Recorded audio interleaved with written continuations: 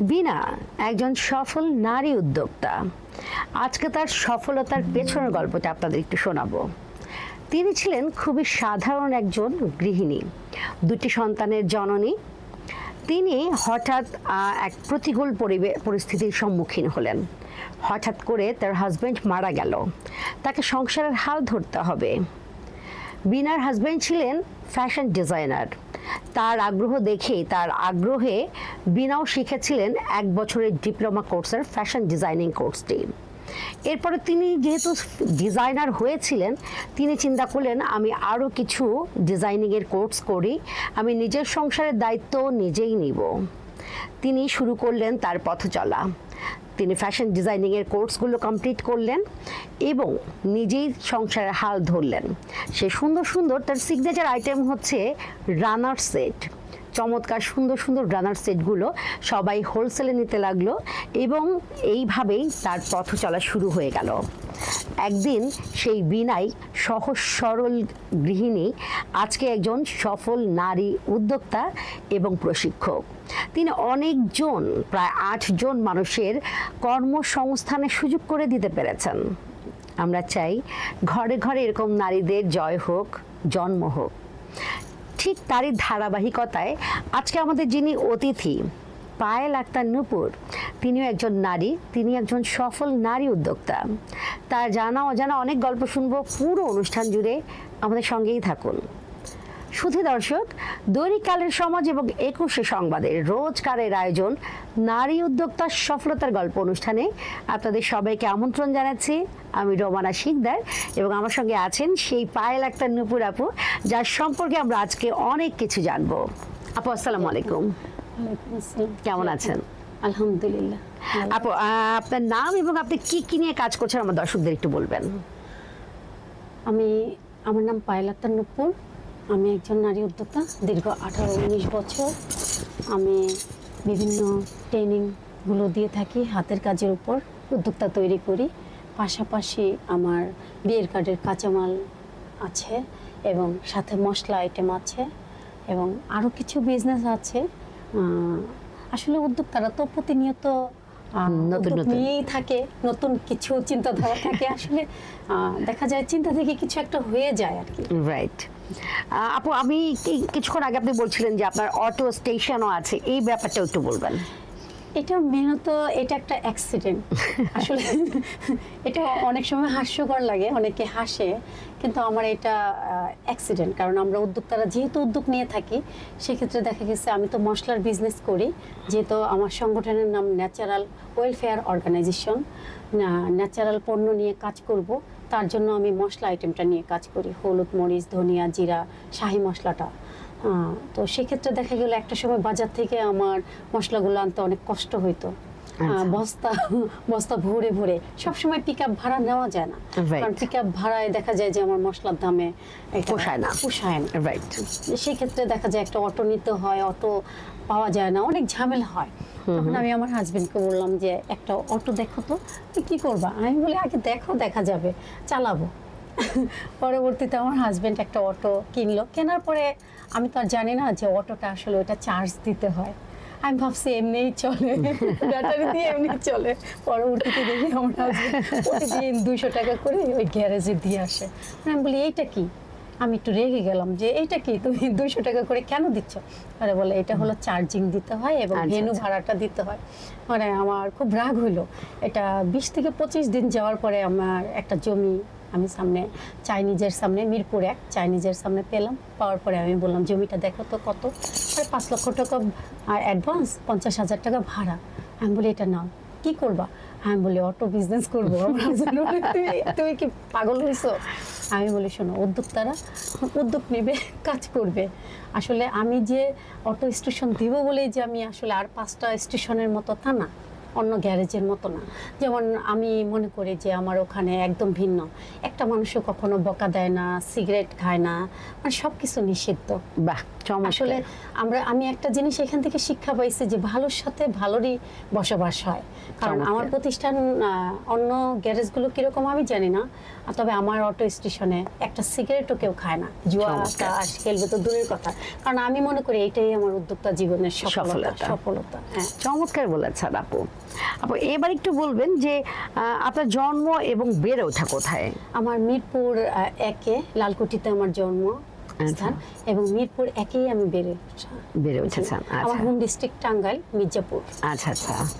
আর আপনার এই উদ্যোগের বয়স কত বছর হলো? আমার দীর্ঘ 19 বছর চলতেছে। মাশাআল্লাহ, উদ্যোক্তা 19 জীবন, বছর জি। ধরে তিনি উদ্যোক্তা জীবন যাপন করছেন। মাশাআল্লাহ মাশাআল্লাহ। আপু এবার একটু বলবেন যে আপনার কি ছোটবেলায় এরকম হতো যে সবাই আমাকে বড় হলে নিজের নামে চিনবে, আইডেন্টিটি যে ব্যাপারটা, ওটা কি আপনার ছোটবেলা থেকেই ছিল? আমি শুধু বলতাম আমি কিছু একটা হব, আমি আচ্ছা। ভিন্ন রকম হব এবং কিছু একটা হব। আসলে আচ্ছা। টাকা তো মানুষ ইনকাম করে, আসলে আমার মেন তো টাকাটা ছিল না, যে না আমাকে একটু চিনবে, আমাকে একটু জানবে। আসলে টাকা সব পেশার থেকেই করে। আমারও অনেক আপনজন আছে যারা টাকা ইনকাম করে, কিন্তু তাদেরকে অনেকে চিনেও না, এলাকার মানুষও চেনে না। কিন্তু আমাকে কিন্তু দেখা যায় যে আমার এলাকা থেকে শুরু করে বাংলাদেশের অনেক মানুষকে আমি চিনি।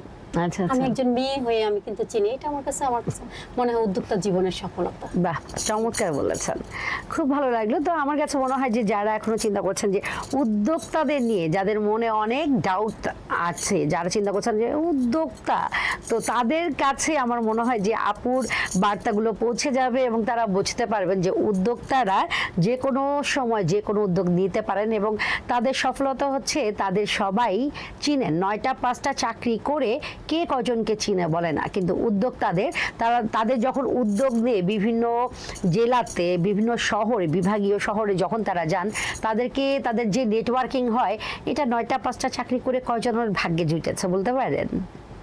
আপু এবার একটু আমরা জানতে চাই যে আপনি হচ্ছে যখন মশলা নিয়ে শুরু করলেন, প্রথমে তো আপনি ন্যাচারাল আইটেম নিয়ে শুরু করলেন যে মশলা, তো আপনি কি মানে ছোটবেলায় মানে আপনি এটা ধরেন বড় হয়ে যখন কাজ শুরু করলেন তখন কি আপনি এটা নিয়ে কোনো ট্রেনিং বা কোনো কিছু নিয়েছিলেন? না, মশলার আগে আমার আরো কিছু আছে। আচ্ছা, সেটা আচ্ছা। হলো বিয়ের কার্ড। আচ্ছা, বিয়ের কার্ড, ওকে। এটা আমার বাবা করতেন, তো আমি আচ্ছা। আমার বাবা থেকেই শেখা। তো পাশাপাশি দেখা গেছে আমার বাবা এক ধরনের আইটেম করতেন, আমি আরেক ধরনের। কিন্তু আচ্ছা, বিয়ের আচ্ছা। কার্ডের আইটেমটাই দেখা গেছে আমার জন্মগত ভাবে থেকে আমার শেখা। তো চমৎকার। এটা যেমন বর্তমানে এটারও আমার একটা মার্কেট আছে বাংলা বাজারে, আমি পাইকার, যেমন নুপুর লেজার নামে পরিচিত আচ্ছা। আছে। বাহ, হ্যাঁ, এই তো। চমৎকার। মানে একজন নারী হয়ে দেখেন তার মানে বৈচিত্র্য দেখেন কাজের, তিনি হচ্ছে বাংলা বাজারে বিয়ের কার্ডের কাঁচামালটা দেন। মানে এই বিষয়টা আমরা কিন্তু অনেকেই জানি না আসলে কাঁচামালটা কি। আপু আসলে কাঁচামালটা কি একটু যদি বলতেন? হলো একটা বিয়ের কার্ড যখন তৈরি হয়, বিয়ের কার্ডের ভিতরে কিছু কয়েকটা পার্ট বাই পার্ট থাকে। হ্যাঁ, হ্যাঁ, যেমন দেখা যাচ্ছে উপরে লেখা থাকে শুভ বিবাহ, বউ ভাত, পালকি।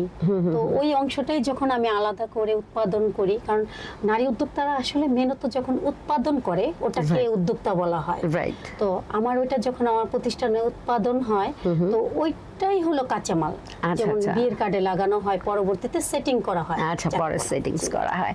খুব সুন্দর কিছু দেখেন, আমরা অনেকেই হয়তো জানতাম না যে বিয়ের কার্ডের আবার কাঁচামাল কি। তো আপুরা হচ্ছে বিয়ের কার্ডে দেখবেন অনেক সময় অনেক পালকি দেয়, অনেকে বউ ভাতের কিছু হাজব্যান্ড ওয়াইফের একটা মানে একটা পুরুষ একটা মেয়ের ছবি দেয়, বা অনেক রকম দেয়। অনেকে হচ্ছে একটা রোল করা একটা কাগজের মতো থাকে, আগের যুগের বার্তা নিয়ে যেত, ফরমাল কার্ড যাকে হ্যাঁ বলা হয়। হ্যাঁ, অনেক কিছুই থাকে। তো আপুরা সেই কাজটাই করেন এবং তখন তিনি বিভিন্ন প্রতিষ্ঠানে ওই কাঁচামালটা দেন এবং তখন হচ্ছে কার্ড প্রতিষ্ঠানের যারা ওনার আছেন তারা ওইগুলো কিনে নিয়ে তাদের কার্ডের সঙ্গে অ্যাড করে দিয়ে কার্ডের সৌন্দর্য বর্ধন করেন। তার মানে আপুরা হচ্ছে সৌন্দর্য বর্ধনে দারুণ একটা ভূমিকা রাখছেন। জি। খুব ভালো লাগলো। তো এটা হচ্ছে আপনার বাবা করতেন, এই পৈতৃক সূত্রে আপনি আমার ওটা একটা জানেন। শিক্ষা, আচ্ছা হ্যাঁ, আচ্ছা। জানা। কিন্তু আপনার কি মনে হয় আপু, একজন নতুন উদ্যোক্তার জন্য ধরেন যে কোনো কাজই মানে শুরু করবার আগে বা যে কোনো উদ্যোগ শুরু করবার আগে জানতে তার হবে। প্রশিক্ষণ নেওয়া জরুরি অবশ্যই। কিনা? প্রশিক্ষণটা 100% তার থাকতে হবে, আচ্ছা। এবং তাকে অবশ্যই জানতে হবে। জানার বিকল্প কিছু নাই ভালো কিছু দিতে চাইলে, কারণ এখন প্রতিযোগিতার বাজার। আমাকে অবশ্যই শিখতে হবে এবং জানতে হবে। আমি 18 বছর ধরে নারী উদ্যোক্তা, আমি এখনো কিন্তু শিখতেছি। আমি আচ্ছা। গত মাসেও 1 মাসের ট্রেনিং এ ছিলাম বাংলাদেশ ব্যাংক এবং জনতা ব্যাংকে। আচ্ছা, আচ্ছা। জি। তো আমিও এখনো শিখতেছি। শেখার কোনো শেষ নেই। শেখার কোনো শেষ মানে এই ধরনের মানুষদের দেখলে না অনেক ভালো লাগে যে তিনি 19 বছরের উদ্যোক্তা, তারপরও আপু শিখছেন। 19 বছর একজন মানুষের মোটামুটি আমরা আমাদের ধারণা বা আমরা বলে থাকি যে আমি অনেক জানি, আমি অনেক শিখেছি, 18-19 বছর ধরে আমি শিখছি, আমার শেখার আর কিছু নেই। বাট এই মানবিক এই অমায়িক আপুটা তিনি বলছেন তিনি এখনো শিখছেন, শেখার কোনো শেষ নেই, শেখার কোনো বয়স নেই। আমাদের ধর্মেও বলা হয়েছে, আমাদের নবী করিম সাল্লাল্লাহু আলাইহি সাল্লাম বলেছেন যে শেখার জন্য সুদূর চীনেও যেতে বলেছেন। তার মানে শেখার কোনো আসলে শেষ বা স্থান কাল পাত্র এসব নেই। তো আপনারা শিখতে পারেন, আর যে কোনো উদ্যোগ নেওয়ার আগে অবশ্যই শিখে পড়ে চলে আসা উত্তম। কারণ আপনারা হচ্ছে কোনো স্কিলটাকে আপনি যদি আরও বেশি ডেভেলপ করেন তাহলে আমার মনে হয় সেই ক্ষেত্রে আপনার সফলতা সুনিশ্চিত। আপু এবার একটু বলবেন যে আমাদের সমাজে দেখা যায় নারী পুরুষ নির্বিশেষে সকলের কোনো না কোনো প্রতিবন্ধকতা থাকে। আপনার জীবনে প্রতিবন্ধকতা কি ছিল এবং সেখান থেকে কিভাবে ওভারকাম করেছেন? আমার যে বংশ, আমার ফ্যামিলি, আমার বাবার বাড়ি, আমার ফ্যামিলিতে কোনো নারী কোনো কাজ করে না। আচ্ছা। সবাই গৃহিণী। আর আমার বাবার বাড়ির মানে ছেলেরা বিশেষ করে বিদেশ আর সরকারি চাকরি, এছাড়া আমি কাউকে কখনো ব্যবসায়ী হইতে দেখি নাই। আচ্ছা আচ্ছা। সেক্ষেত্রে শুধুমাত্র আমার বাবা একমাত্র ব্যবসায়ী। তো আমি আমার বাবার মানে থেকেই আমি এই আগ্রহ পেয়েছেন এবং দক্ষ থেকে আমি আমার বংশের ভিতরে নারী যে আমি মানে কাজ, এটা তো ব্যাপক একটা বাধা ফ্যামিলির ভিতরে। মেনে নিতে পারে না কিন্তু ফ্যামিলির লোকজন যে মেয়ে কাজ করবে কেন, মেয়ে কি অভাব হয়েছে কাজ করবে? আসলে কি আমরা অভাবে কাজ করি? অভাব না, আমার কাছে মনে হয় যেন অভাব থাকলেই শুধু আমরা উদ্যোক্তা হই না। অনেক কারণে হই, আরও একটা কারণ আছে বলে দিই। সেটা হলো যেমন আমার একটা জিনিস ভিতরে খুব কাজ করতো, যেমন আমার তো কোনো বাড়ি নাই, যেহেতু আমি নারীর তো কোনো বাড়ি থাকে না। বাবার বাড়ি তো ওটা ভাইয়ের বাড়ি, আবার স্বামীর বাড়িটা হয়ে যায় সন্তানের বাড়ি, তো নিজের কোনো বাড়ি থাকে না। তো আমার চিন্তা হলো এই একটা জিনিস কাজ, আমার কোনো বাড়ি নাই, তাহলে আমি নিজে করব। মাশাআল্লাহ মাশাআল্লাহ। এই ধরনের চিন্তা ভাবনাগুলো আমার ভিতরে খুব কাজ করতো, যার কারণে আমি কালিয়া করে আপনার বৃদ্ধাশ্রম, এতিমখানা, কারণ আসলে মেহনত তো সবার আগে ওই আশ্রমে আমিই যাব। কারণ আমার একটা বাড়ি করার ইচ্ছা ছিল, কিন্তু আমি ওই বাড়িতে একা থাকতে চাচ্ছি না। আমি চাচ্ছি আমার পাশে আমার সাথে আরো 10টা নারী থাকবে, যারা স্বামী পরিত্যক্তা বা যাদের স্বামী মারা গেছে, এই ধরনের মেয়েরা থাকবে। এখনো আমার বিশেষ করে আমার সংগঠনটা কাজই করে এদেরকে নিয়ে, যাদের স্বামী নাই, সমাজে অবহেলিত। ভাইয়ের বাড়িতে উঠলে কেন উঠছো, ভাইয়ের বউরা উঠতে দেয় না। আমার কথা হলো তারা যেন মনে করে যে ওই বাড়িটা তাদের। আমার ওই বাড়িটা শুধু আমার না, আরো 10টা নারীর জন্য থাকবে, একদম খোলা। চমৎকার বলেছেন। মানে একজন মানুষ আসলে কতখানি দূরদর্শিতা সম্পন্ন এবং কতখানি মানবিক হলে এই ধরনের চিন্তা ভাবনা করতে পারে। সত্যি তো আমাদের নারীদের আসলে কোনো বাড়ি আছে কি? কেউ কি আমরা বলতে পারি যে হ্যাঁ এটা আমার বাড়ি? আমাদের কিন্তু সবসময় বলতে হয় যে বাবার বাড়ি, তা না হলে শ্বশুর বাড়ি বা ছেলের বাড়ি। আমরা কি কখনো বলি এটা আমার বাড়ি, যতক্ষণ না আমার নিজ টাকায় নিজের অর্থায়নে কোনো বাড়ি হচ্ছে। তো সেই ক্ষেত্রে আমাদের পায়েল আপু একটা বাড়ি করছেন কালিয়া করে, যেখানে তার স্বামী পরিত্যক্তা বা হচ্ছে বিধবা নারীদের আশ্রয়স্থল হতে পারে। সেখানে তিনি এবং তার সঙ্গে আরো কিছু নারীদের নিজ বাসস্থান বলবার একটা অধিকার দিতে চাচ্ছেন। চমৎকার। আমরা এই ধরনের নারীর জন্য অবশ্যই হচ্ছে শুভেচ্ছা এবং শুভকামনা দুটোই দিতে পারি। আপু এবার একটু বলবেন যে আপনার সংগঠন, আপনি একজন সংগঠক, তো আপনি হচ্ছে উদ্যোক্তা থেকে আপনার এই সংগঠনের পরিকল্পনা আসলে কেমন করে এলো, বা এটা আসার পর কেমন করে আপনি এটা এক্সিকিউট করলেন একটু বলবেন? আমি যখন মেয়েদেরকে কাজ শেখাই, সেখানে পরে দেখি যে বিভিন্ন বাধা আসে ওদের, ওরা সমাজে কাজ করতে পারে না, বলে হাজবেন্ডের বাধা, বিভিন্ন বাধা। তখন উদ্যোক্তা উন্নয়ন নিয়ে যখন আমি কাজ করি, দেখা গেছে একটা মেয়ে ভালো কাজ করতেছে, কিন্তু মেয়েটাকে আমার ক্লাসে থেকেই পছন্দ হয় যে তুমি অনেক ভালো করতে পারবো, তো সে দেখা যায় হাজারো বাধা। তখন একটা সময় আমি কি করলাম, যখন দেখলাম যে এই বাধাগ্রস্ত মানুষগুলোকে আমি কাজ শেখাই, কিন্তু ওদের প্রতি আমার এত একটা আশা থাকে না। তবে আমি যখন দেখলাম যে না, কারো স্বামী নাই, স্বামী মারা গেছে, বা কেউ বিধবা হয়ে গেছে, কারো একটা বাচ্চা আছে, 2টা বাচ্চা আছে, আমি তাদেরকে নিয়ে কাজ শুরু করলাম। তখন একটা সময় আমার মনে হলো যে না, এদেরকে তো আমি স্বাবলম্বী করতে পারি। আসলে এদের তো কোনো অভিভাবক নাই, এরা যদি একটু ভালো একটা কোথাও জায়গা পায় অবশ্যই তারা ভালো কাজ করবে। Right. তো এখন বর্তমানে আমার অনেকগুলো মেয়ে আছে যারা এখন বর্তমানে সত্যি ওরা অনেক ভালো করতেছে, মশলা আইটেমটা নিয়ে কাজ বাহ। করতেছে। আবার দেখা যাচ্ছে যে আমরা ছোট একটা সুপার শপের মতো মিরপুরে উদ্যোক্তাদের জন্য, হ্যাঁ, নারী বাহ। উদ্যোক্তাদের জন্য করা হয়েছে। এটার ভিতরে ওদের কিছু পণ্য আছে, মধু, ঘি, বিভিন্ন আইটেম। আচ্ছা আচ্ছা, জি, ঢেকি ভাঙা আটা, চাউল, এগুলো সব আছে। চমৎকার। এটাকে আপনার উদ্যোগে এটা তৈরি করেছেন? জি জি। বাহ, মানে একজন নারী দেখেন, তার নারীদের কথা ভাবে, এটাই খুব স্বাভাবিক, কিন্তু তারপরেও দেখা গিয়েছে যে আমাদের সমাজে বলতে শোনা যায় যে নারী নারীর শত্রু, এবং এই কিছু কিছু ক্ষেত্রে এটা প্রমাণও পাওয়া যায়। কিন্তু আমার কাছে মনে হয় যে সব মানুষের মন যদি আমাদের পায়লাপুর মতো হতো, সব নারীদের মন, তাহলে আমার নারী নারী যুদ্ধ এটা কখনোই হতো না।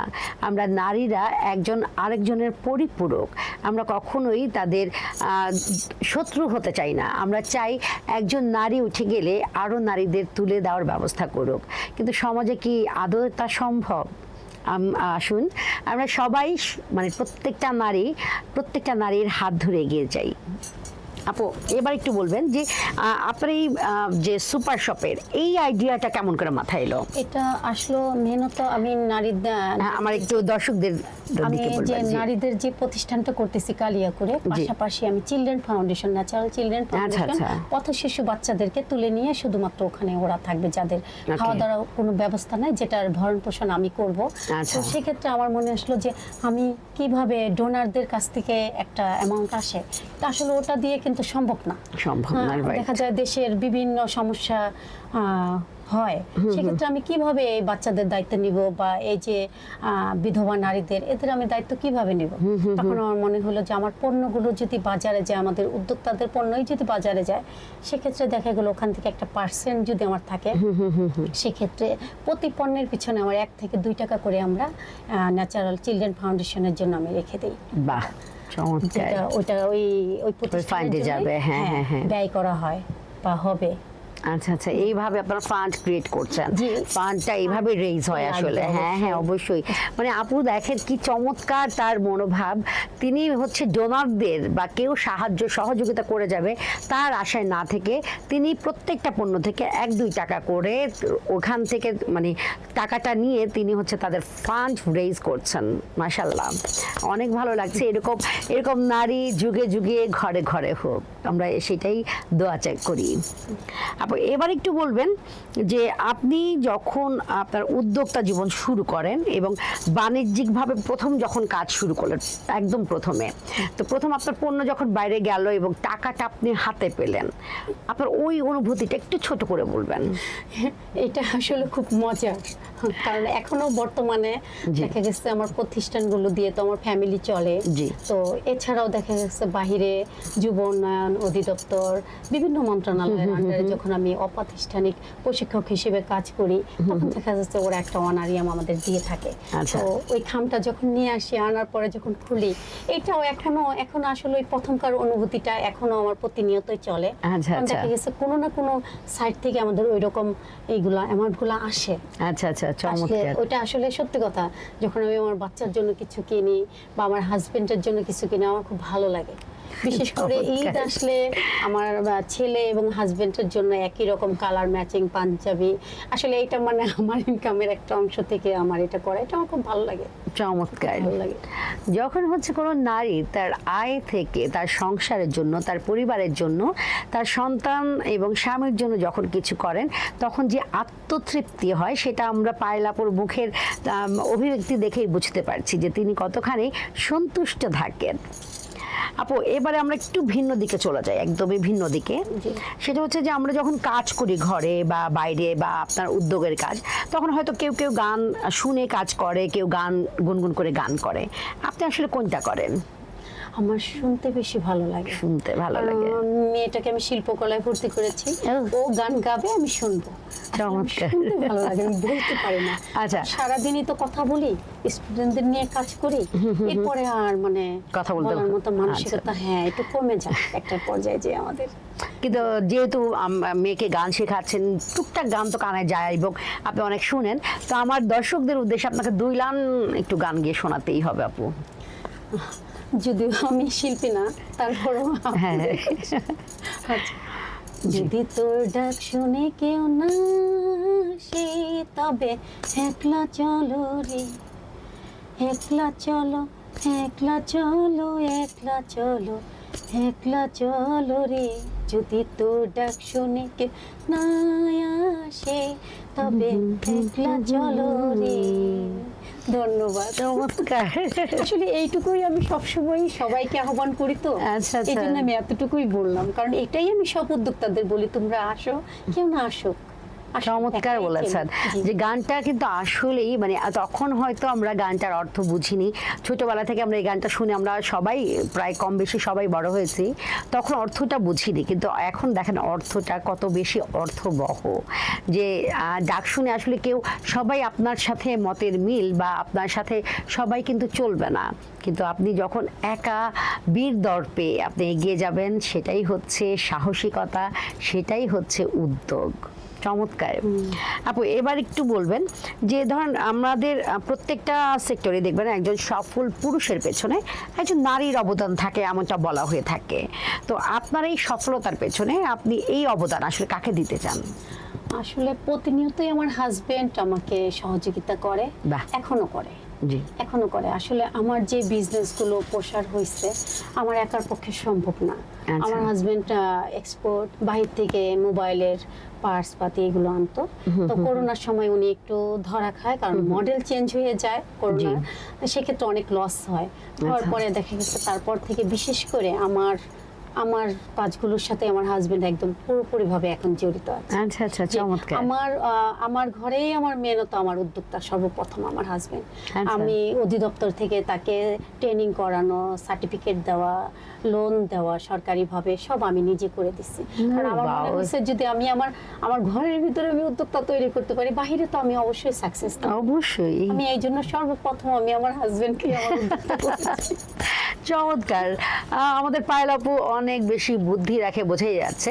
তিনি প্রথমে তার ঘরেই কিন্তু উদ্যোক্তা তৈরি করেছেন, তিনি তার হাজবেন্ডকে ছলে বলেই হোক আর যেভাবেই হোক তিনি কিন্তু উদ্যোক্তা তৈরি করেছেন, এবং তিনি এখন দুজনে কাঁধে কাঁধ লাগিয়ে সমান তালে একত্রে তারা হচ্ছে উদ্যোগ নিয়ে চলছেন, ছুটে চলছেন। এই কারণে আপু খুব দ্রুতই কিন্তু প্রসার পেয়েছেন এবং খুব দ্রুতই খুব সফলতাও পেয়েছেন। তো আমার মনে হয় যে আমাদের যারা নারীদের জীবনসঙ্গী আছেন বা যারাই আছেন সংসারে সহযোগিতা করবার জন্য, প্লিজ আপনারা হচ্ছে আপুদের হাতটি একটু টেনে ধরবেন।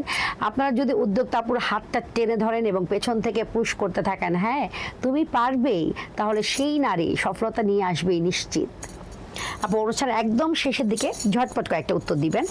সেটা হচ্ছে যে আপনি যখন মশলা করেন, অনেক সময় আমাদেরও দেখা যায় যে মশলা অনেক সময় এরকম কি বলে এটাকে দলা দলা পাকিয়ে যায়, মানে মশলা নষ্ট হয়ে যায়। মানে আমরা যখন আচ্ছা। মশলাটা ব্যবহার করার পরে মুখটা ভালো করে লাগাই না, আচ্ছা, যার কারণে দেখা যায় মরিচটা দলা বেঁধে যায়। হ্যাঁ, এটা হলো বর্ষাকাল থাকে, বর্ষাকালের জন্য আপনাকে ওইটা ভালো করে মুখটা লাগাতে হবে। চমৎকার। আবার ওইটা আরেকটা কাজ করা যাবে, ওটা দেখা যাবে একটু রোদে শুকা দিলে আবার ওটা ঠিক হয়ে যায়। স্বাভাবিক অবস্থায় চলে আসে, যে কালারটাও ঠিক হয়ে আসে। তাই? আমরা অনেকে না জেনে ফেলে দিই, Right, এটা আমি ফেলে না দিয়ে একটু রোদে দিলেই ওটা স্বাভাবিক। আচ্ছা আচ্ছা, এটা আমি জানতাম না, জাস্ট আমার জানা হয়ে গেল, এবং আমার মনে হয় যে যারা এই বিষয়টি জানতে না তাদেরও অনেক উপকার হলো। আপু একদম শেষ প্রশ্ন, সেটা হচ্ছে বর্তমানে পায়েল আক্তার নূপুর যে অবস্থানে আছেন, আগামী 5 বছর পর নিজেকে কোন অবস্থানে দেখতে চান? আমি 5 বছর পরে আমি চাচ্ছি যে আমি আমার আশ্রমে থাকবো, কারণ আমার যেহেতু একটা বাড়ির দরকার, আমি আমার বাড়ি আশ্রমেই থাকবো। আর পাশাপাশি আমি একটা গ্রুপ অফ কোম্পানি খুলবো। বর্তমানে যেহেতু আমার 2-3টা অলরেডি সফলতার পথে, আরও 2টা প্রতিষ্ঠান সাথে এক হলেই আমি আশা রাখি যে 5 বছর পরে আমি group of company, natural group of company বা নূপুর লেজার বর্তমানে আছে, নূপুর এন্টারপ্রাইজ আছে, এভাবে আছে। চমৎকার চমৎকার। মানে এটাই আমার চাওয়া যে গ্রুপ অফ কোম্পানি খুলবো। কারণ আজকে যারা এই যে আকিস কোম্পানি, আকিস কিন্তু ছোট ছিল, আমাদেরই মতো ছিল, তারা কিন্তু আজকে বড় হয়েছে। তো আমিও তো আশা রাখতে পারি যে আমি ওই অবস্থানে যেতে পারবো। ওটা হয়তো তাকে না ছুঁই, তা আমি তো আমার জায়গাতে থাকতে পারবো। রাইট, চমৎকার বলেছেন। চাওয়া অনুযায়ী তো মানুষ বড় হয়, অবশ্যই বড় হয় মানুষ। জি এক আকাশ সমান স্বপ্ন নিয়ে আসলে আমরা সবাই আশায় বুক বাঁধি, কারোটা সফলতার চূড়ান্ত পর্যায়ে চলে যায়, কারোটা মাঝপথ অব্দিও যায়, কিন্তু স্বপ্ন তো সবার আকাশ ছোঁয়া থাকে। আমরা আশা করতেই পারি আপুর এই স্বপ্ন এবং আশা দুটোই বাস্তবায়ন হোক, এবং এই জন্য আমরা আপুকে দোয়া এবং শুভকামনা জানাতেই পারি। আপু, অসংখ্য ধন্যবাদ, আপনার মূল্যবান সময় আমাদের দিয়েছেন, কৃতজ্ঞতা। জি আপু, আপনাকেও ধন্যবাদ। জি শুধু দর্শক, দৈনিকালের সমাজ এবং 21শে সংবাদের রোজকারের আয়োজন নারী উদ্যোক্তার সফলতার গল্প। আজকের এই পর্বটি আমাদের পায়েল আক্তার নূপুর আপুর এই পর্বটি আপনাদের কেমন লেগেছে? আপনাদের মূল্যবান মতামত দিতে একদমই ভুল করবেন না। আর আপনারা যারা এই অনুষ্ঠানে আসতে চান, আপনারা আমাদের অবশ্যই ইনবক্স করতে পারেন, এবং আমাদের হোয়াটসঅ্যাপ একটা নাম্বার স্ক্রলে যাচ্ছে, সেখানেও আপনারা আমাদের নক দিতে পারেন। আজকে এই পর্যন্ত, সবাই সুস্থ থাকুন, ভালো থাকুন, আমাদের সঙ্গেই থাকুন। আল্লাহ হাফিজ, আসসালামু আলাইকুম, শুভ বিকেল।